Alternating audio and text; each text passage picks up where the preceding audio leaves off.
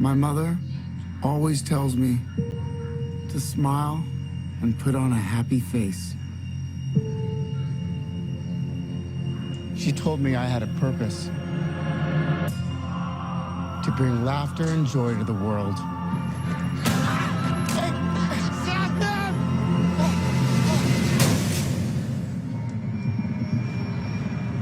Is it just me? Or is it getting crazier out there? Smile, though your heart is aching. Smile, even though it's breaking. When there are clouds in the sky, you'll get by. What? If you smile to your fear and sorrow, smile, and maybe tomorrow you'll find that life is still worthwhile. If you What's so funny? just Freak!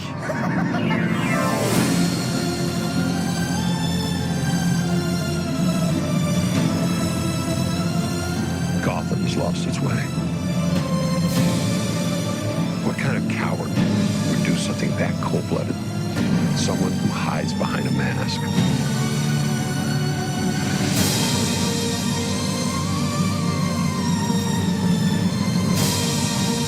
I used to think that my life was a tragedy.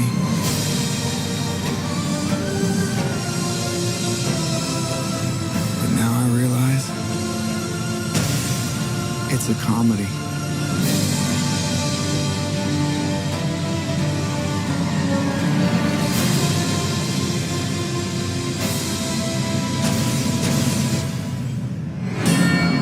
if you just smile.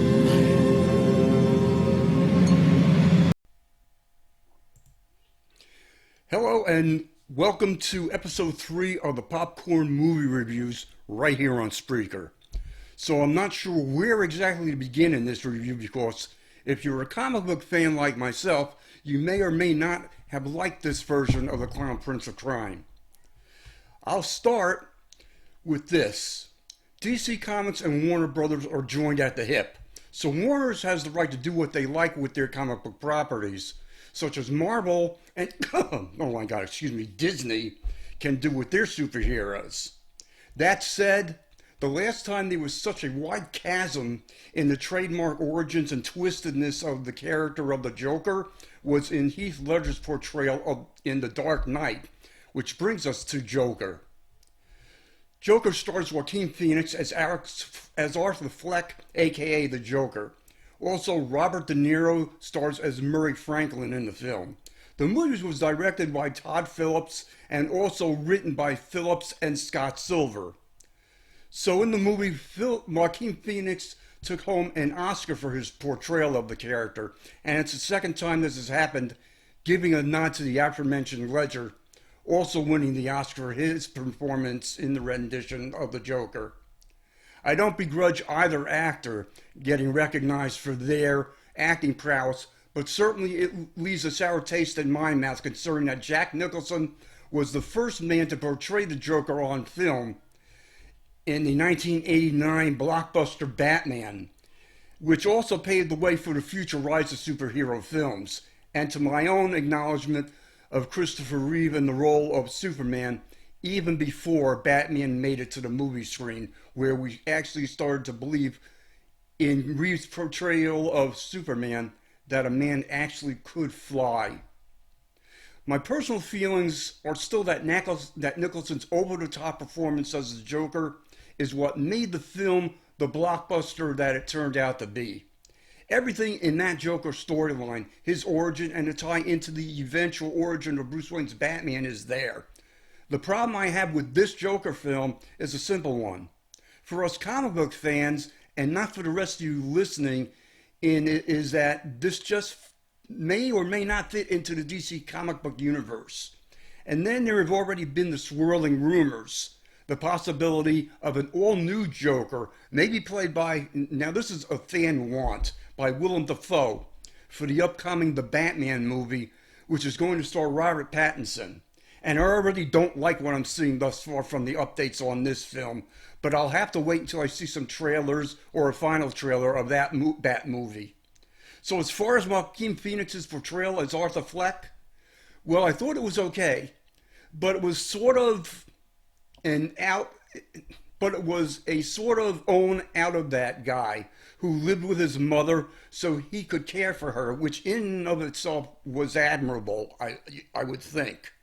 Fleck is also a failed stand-up comedian who, a la the Joker, descends into insanity and nihilism, and then by his own actions inspires an almost ultra-violent counterculture uprising against the wealthy in what is a decaying Gotham City.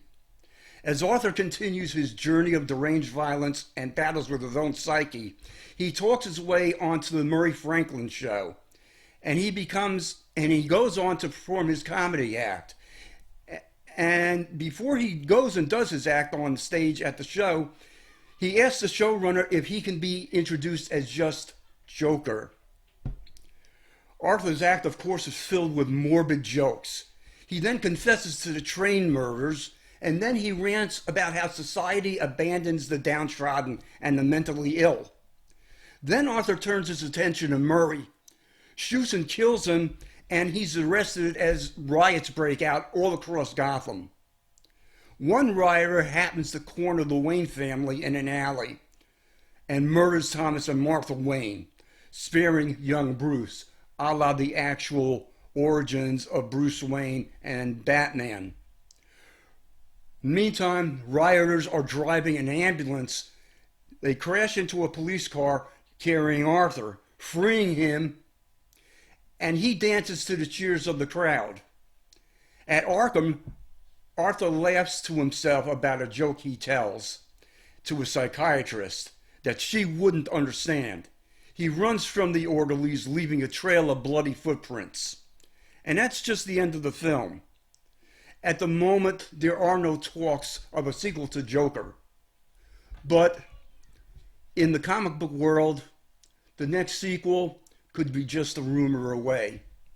Well, that's it for this edition of Popcorn Movie Reviews. And coming on my next review, it's going to be the newly animated Addams Family movie, which I really kind of liked.